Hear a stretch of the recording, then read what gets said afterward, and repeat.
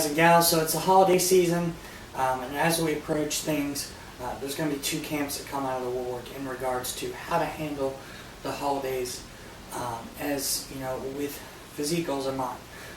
And those two camps are going to be on two extremes. You're going to have people that tell you, give you a lot of tenets, a lot of guidelines to follow. You know, like eat lean protein at your meals first, maybe do some extra cardio, fill up on filler foods like salad.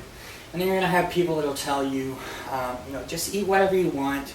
It doesn't matter. This is time to focus solely on, you know, the social time, and you know, forget about training, blah, blah, blah. You're fine. And my thought is, I believe in something in the middle. I think both those ideologies can perpetuate bad relationships with food. And it's more so about what you can mentally take rather than specific tenets. The holidays can do one of two things for us. They can either, again, be a time, you know, that we do enjoy the social side of things. We get some mental rejuvenation, and really, you know, are able to hit things hard come, you know, after that time, because we're mentally ready to get at it. Or they can be a time that's only going to cause more stress than we already have in our lives from the holiday season, from training, mental and physical stress. Your body doesn't differentiate.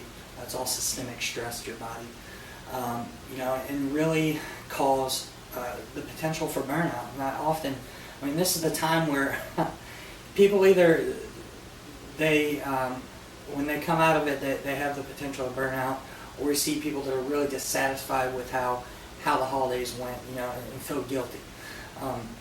So the number one thing that I want when you decide, you know, what to do, how to approach the holiday season, as far as eating, is to have a plan that you are comfortable mentally with.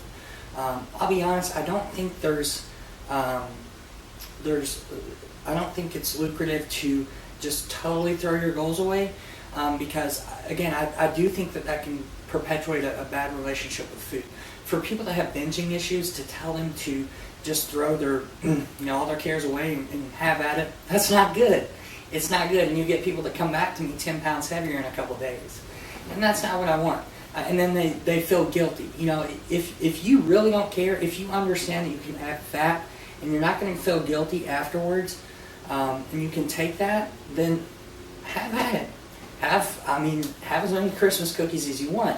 But for most people, when they come out of that period, they do feel guilty, and that's not what I want to see. You know, not only do we have that extra weight to deal with, but we have the guilt, and that's going to weigh on them for some time. When they look in the mirror and they see those, you know, extra pounds added. So I think that we can enjoy food, you know, in this middle range, without and still allow it to be part of the social event and intrinsic in our cultural fulfillment, without just killing things and getting stuff to the brim. You know, conversely, if you tell people to follow these tenets, that for someone that has, you know, history with bulimia or anorexia or anything, that can really perpetuate being scared of food, and that's not what we want. You know, if you're going to go to a family event, you're probably already going to have to deal with your crazy aunt and uncle. You know, we don't want more stress with you looking at the food and trying to figure out the macros in your head and being scared of that food, thinking there's good or bad foods, and that, you know, you're going to come out of this and everything's going to be ruined. That's not what we want. So these two tenets, like anything in life, there's usually a middle ground between two extremes that seems to work best. And you know, if I had to put this in one sentence, what my ideology for this middle ground is, it's to eat like a freaking human being. You know, in your mind, what is smart as far as volume of food. You know that a whole pie for dessert is not going to do you good. You know that it's going to lead to guilt. You know that it's going to lead to fat added. You know, conversely, you know that, well, hopefully, especially if you work with me, you know you don't need to be terrified of food. You don't need to be micromanaging, calculating.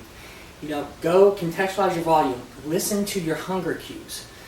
There was many years that you did not track food and you were completely fine. For example, if you have a history of obesity, whatever, you tend to be overweight. That. Listen to it. Don't go crazy on food. But have the food there. Sit down with your family. Enjoy the time with people, and don't be scared of what you have on your plate. So again, middle ground, guys. Don't be scared of food. You don't have to go overboard to enjoy food. Food is a cultural, is a part of our cultural fulfillment, and it should be had.